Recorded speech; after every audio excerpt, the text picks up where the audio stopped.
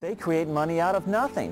What a scam. They have so much money, they don't care about money. All they care about is power. All they care about is being able to control the political situation so it goes their way.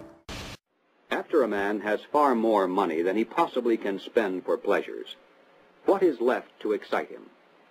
For those with a ruling class mentality, the answer is power, raw power over other human beings. Money can buy such power only to a point. Beyond that, politics is the sport, and world politics is the ultimate game.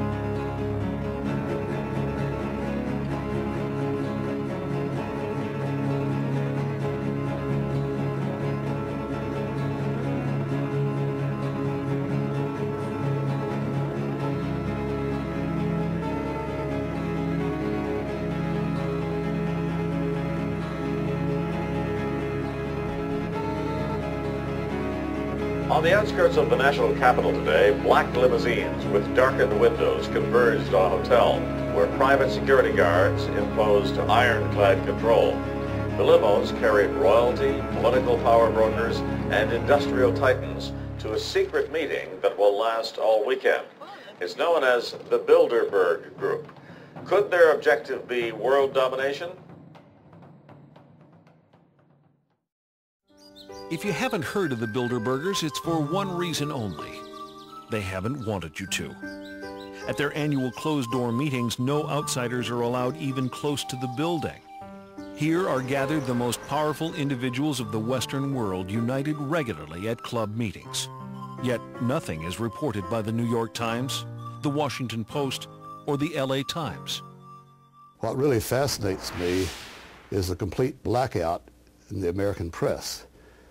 For more than 20 years, I've gone down to the press club every day. I check the wires in their library, mingle with other paper boys, and I asked them the question many times, why, when if 120 film stars or 120 NFL football players met behind locked and guarded doors at a remote location for 3 days, you'd try very hard to penetrate and find out what those movie stars or football players are doing. Well, I had no curiosity at all when 120 of the world's most powerful financial leaders and political leaders meet for 3 days at a remote location behind armed guards in a complete blackout. Well, I had no curiosity. The people who call conspiracy theorists are not the conspiracy theorists themselves. We're talking about facts here. The Bilderberg Group does exist. The Federal Reserve does exist. The people who are members of the Bilderberg Group are also the people who do control the Federal Reserve. These are all facts.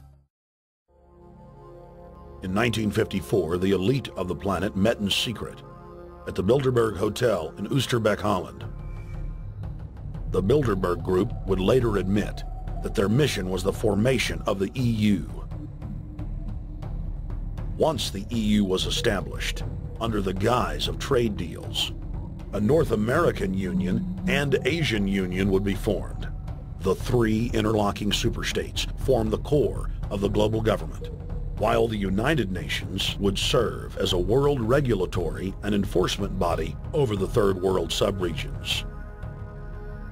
The Bilderberg Group consists of the heads of all of the managing roundtable groups that steer individual countries. Picture the elite power structure of the world as a giant pyramid, with only the elite of the elite at the tip top of the capstone. The group has been so secretive that until the mid-1980s, the controlled corporate media denied its existence. Into the late 1990s, coverage only consisted of rare one-line mentions.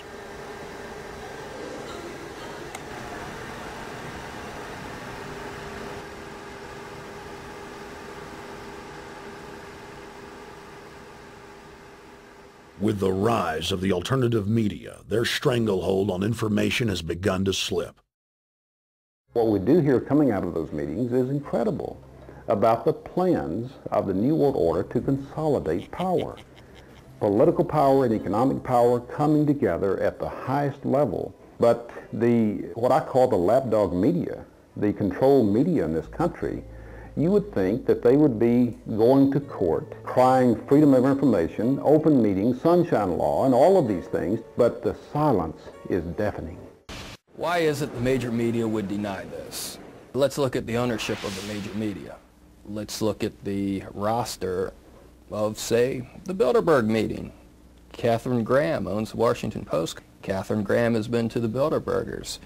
Conrad Black, one of the largest media barons in Canada and Europe, has not only been to these meetings, but he has hosted the meeting just a few years ago. Every year they meet in secret, and there is an absolute news blackout. There is never anything reported in any of those papers. David Rockefeller himself thanked the media for keeping this all hushed up.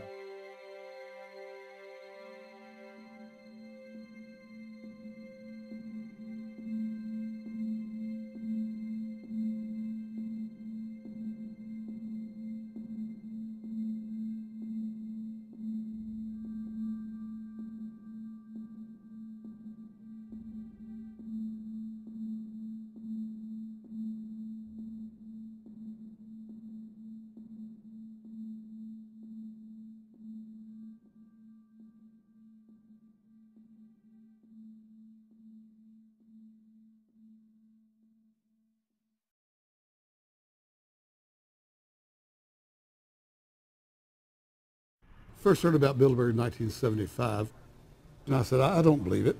That's not possible. Who in hell's Bilderberg? I spent 20 happy years with metropolitan newspapers. All the wires are clicking at my ear. That could not happen without me knowing about it. And the thing that first impressed me most was called in 1957 by the late, great Westbrook Pegler, widely syndicated columnist. He wrote 2 lengthy columns about how approximately 100 leaders of international finance, heads of state, high public officials were meeting behind armed guards and closed doors on Jekyll Island, sealed off. What are these powerful internationalists doing? And why is it so secret? Why do they have armed guards outside? Why is it sealed off? The newspapers totally ignore it. Not a word. Total blackout in the United States. Since then, I've never stopped pursuing Bilderberg, or the whole international gangster organization led by Rockefellers and Rothschilds as they manipulate the world for their own selfish interest. About 10 have come in. They've been coming in slowly in typically big black cars with what appears to be bulletproof glass, and we've got a few pictures of some of the people. We're being kept well back from the building by an awful lot of security people. But, you know, there'll be more security as this thing develops. Again, just a reminder to stay off the front, okay? I am. This is the line. We checked with the city. Thank you. Oh, yeah, there's one right there. Hi. Hey, we're not your property. We're not your slaves. We're going to defeat the New World Order. The New World Order is going to be defeated. You realize that? I'm glad you do. Always does throughout history. Now, I think what is very difficult for most people to understand is how such a small group of 125 men and a few women control a population base of 6 billion people. Actually, it's much easier than you think. These people work on what I call systemic methodology, meaning that you take a pie, just imagine you take an apple pie and you slice this apple pie